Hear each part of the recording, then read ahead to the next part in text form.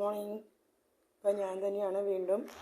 അതെ, ഇന്ന് നമ്മൾ ഓണയ്ക്കും തുടങ്ങിയല്ലോ. അപ്പം അതിന് മുന്നേ അച്ചാറിട്ട് വയ്ക്കാൻ പോവാണ്.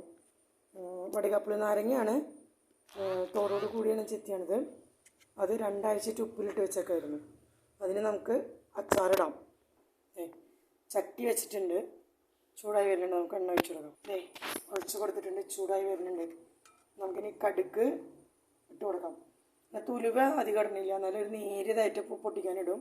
അപ്പോൾ ഉലുവയും കടുക് ഇട്ട് കൊടുത്ത് പൊട്ടിച്ചിട്ട് ബാക്കി കാര്യങ്ങളിടാം. നമ്മൾ കടുക് ഇട്ട് കൊടുത്തു, പൊട്ടട്ടെ. ലേശം ഉലുവയും ബാക്കിയുള്ളത് കടുക് പരിപ്പാണ്. ഇത് ഉലുവയും അതുപോലെ കടുകും കൂടി വറുത്ത് പൊടിച്ച് വെച്ചാൽ പൊടിയാണ്. കടുക് പൊട്ടി തുടങ്ങി നമുക്ക് ഇതൊക്കെ ഇട്ട് കൊടുക്കാം. കടുക് പരിപ്പും ഉലുവ ഇട്ട് കൊടുത്തു, അത് പൊട്ടി. ഇനി അടുത്തത് നമ്മളെടുത്ത് ചേർന്ന് പൊടിച്ച് വെച്ച് അതും ചേർത്ത് കൊടുത്തു. തീയൊന്ന് കുറച്ച് വെച്ചിട്ടുണ്ട്, അല്ലെങ്കിൽ കരിഞ്ഞു.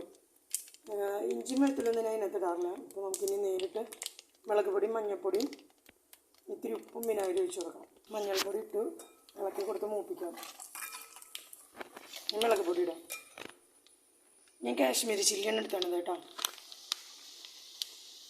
അളവിനനുസരിച്ച് ഇട്ട് കൊടുക്കുക. കരിയരുത്. ഇളക്കി കൊടുത്ത് നല്ലോണം മിക്സ് ചെയ്യുക. തീ ഓഫ് ചെയ്യണമെങ്കിൽ ഓഫ് ചെയ്യണം കേട്ടോ. സെറ്റ് ചെയ്യാൻ നമുക്ക് ഉപ്പിലിട്ട് വെച്ച് ഇട്ട് കൊടുക്കാം. നമ്മൾ ഇട്ട് കൊടുത്തിട്ടുണ്ടെങ്കിൽ നമുക്ക് മിക്സ് ചെയ്യാം നല്ലോണം. നമ്മൾ കായ ഇട്ടിട്ടില്ല കേട്ടോ, ലാസ്റ്റോടെ ഇടാറ്. നമ്മളിത് കായ ഇട്ട് കൊടുത്ത് കഴിഞ്ഞാൽ അത് മിക്സ് ചെയ്യാം. അതെ, നമ്മുടെ അച്ചാർ റെഡി.